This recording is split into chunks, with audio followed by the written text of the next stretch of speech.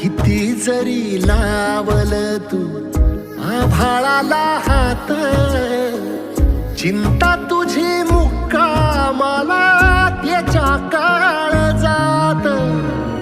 वाचतेच्या डोळ्यातली कधी कासावेशी, तुझ्या पायी राबानवी हाय त्याची खुशीर, हाय त्याची खुशी. घडीभर तू थांब जरा, ऐक त्याची धापर, लई अवघड हाय गड्या उमगाया बापर, उमगाया